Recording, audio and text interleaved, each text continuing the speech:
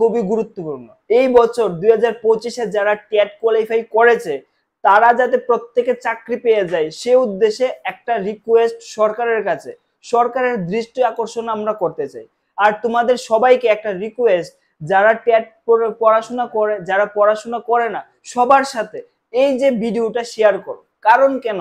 কারণ আমরা আজকে যারা টেট কোয়ালিফাই করেছে তাদের বিভিন্ন অসুবিধা নিয়ে আজকের ক্লাসে আমরা আলোচনা করব। তো সবাই ভিডিওটা অবশ্যই সবার সাথে শেয়ার করবে এবং এই যে কথাগুলি যাতে গভর্নমেন্টের চোখে পড়ে, তাদের কানে যায়, সেই উদ্দেশ্যে আমরা এই ভিডিওটা তৈরি করছি। প্রথম একটা প্রবলেম নিয়ে আমরা আলোচনা করব যারা 2025-এ টেট কোয়ালিফাই করেছে। দেখো, প্রথম কথা, এই যে ক্যান্ডিডেট গুলি 2025-এ টেট কোয়ালিফাই করেছে তারা বিগত 2022-এর পরে তারা আজ পর্যন্ত শুধু একটা এক্সামই দিতে পেরেছে, যেই জায়গায় টেট পরীক্ষা হওয়ার কথা প্রত্যেক বছর, যে নিয়ম যে রুলস আছে টেট পরীক্ষায়, প্রত্যেক বছর টেট পরীক্ষা হওয়ার কথা, কিন্তু বিভিন্ন প্রবলেমের কারণে 2022-এর পরে কোনো রকমের আর টেট পরীক্ষা হয়নি। যেরকম 2023-এ কোনো পরীক্ষা হয়নি, ঠিক আছে, 2023-এ পরীক্ষা হওয়ার কথা ছিল, হয়নি। 2024-এ পরীক্ষা হওয়ার কথা ছিল, ঠিক আছে, 2024-এ পরীক্ষা হওয়ার কথা ছিল কিন্তু সেটাও হয়নি। হয়েছে কততে? 2025-এ। 2025-এ এখানে এক্সাম হয়।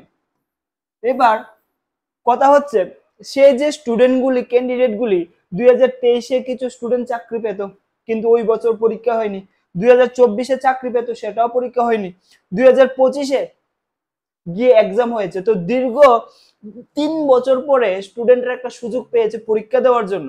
আর সে পরীক্ষায়ও অনেক ধরনের প্রবলেম আসে, সিলেবাস বহির্ভূত কিছু প্রশ্ন আসে, সিলেবাস কঠিন প্রশ্ন আসে, বিভিন্ন ট্রিকি কোশ্চেন আসে। সেই সব মিলিয়ে একটা স্টুডেন্ট যে এক্সাম হলকে ফেস করেছে এত কঠিন বিষয় থাকতেও, সেই পরীক্ষা দিয়ে তারা 90+ স্কোর করেছে। সেই 90+ স্কোর করা স্টুডেন্ট যদি আজকের দিনে ভ্যাকেন্সি কম আসে, গভর্নমেন্ট যদি এখানে ভ্যাকেন্সি কম বার করে, যেরকম টেট 2-তে পাস করেছে প্রায় 1,500 স্টুডেন্ট, টেট 1-এ পাস করেছে প্রায় 600 স্টুডেন্ট, ঠিক আছে। তো এই যে স্টুডেন্টগুলি পাস করলো, তা এত জটিলতা, এত বিষয়গুলি নিয়ে, এত প্রবলেমের মাঝখানে তাদের মধ্যে তো কিছু ট্যালেন্টও আছে, ঠিক না? তো সেই সব স্টুডেন্টগুলিও লাস্ট 3 বছর ধরে, মানে মেধাবী স্টুডেন্টের কথা বলছি, সবার কথা বলছি না, লাস্ট 3 বছর ধরে তারা ফাইট করছে একটা পরীক্ষা দিয়ে একটা চাকরি পাবে, সে একটা পরীক্ষা দেওয়ার একটা সুযোগ পেল। এই জায়গায় স্টুডেন্টগুলি যদি চাকরি থেকে বঞ্চিত হয় এত পরিশ্রম করার পরে, তাদের উপর কি ঘটবে সেটা দেখবেন একটু আপনার সবাই। আমি বলবো যে এই বিষয়টা দেখার সবারই দরকার। কারণ একটা স্টুডেন্ট আজকের দিনে 3 বছর পরে পরীক্ষা দেয় এবং সেই পরীক্ষায় সে উত্তীর্ণ হলো, এখন যদি তাদের চাকরি থেকে বঞ্চিত করে, আরো একবার যদি পরীক্ষা দিতে লাগে আরো বারবার ভালো স্কোর করার জন্য, তাহলে তো হয় না বিষয়টা।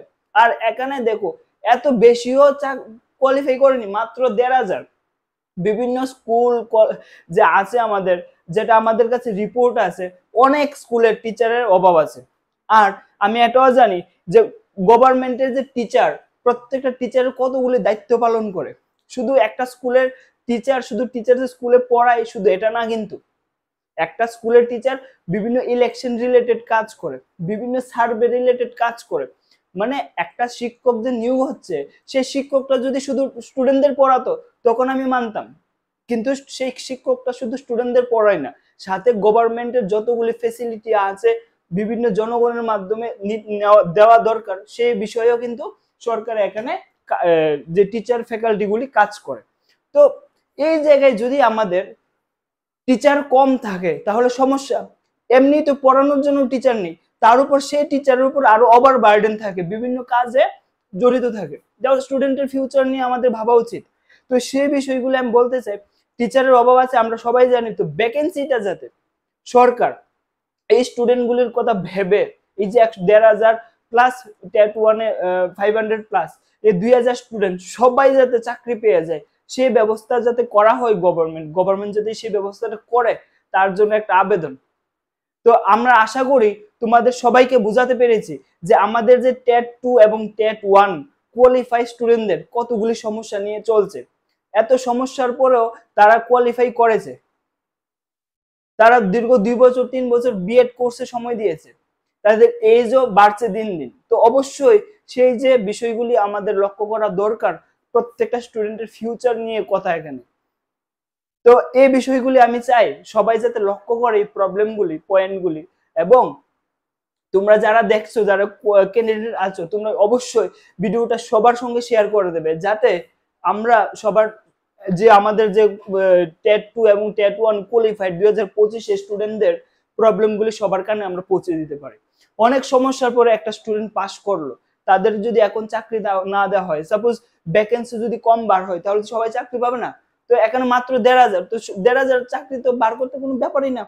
যেহেতু 2023-এ পরীক্ষা হয়নি, 2024-এ পরীক্ষা হয়নি, 2025-এ পরীক্ষা হয়েছে, তো সেই উদ্দেশ্য তো বলা যায় যে এতগুলি ভ্যাকেন্সি, মানে এতগুলি স্টুডেন্ট পরীক্ষা দিয়েছে, তার মধ্যে 1,500 স্টুডেন্ট পাস করেছে, তার মধ্যে 1,500 কে যদি চাকরি না দেওয়া হয়, সেটা তো ভালো, মানে ঠিক, মানে আমার মনে হয় যেটা স্টুডেন্টদের উপর একটা ঠিকভাবে এটা নেওয়া হচ্ছে না।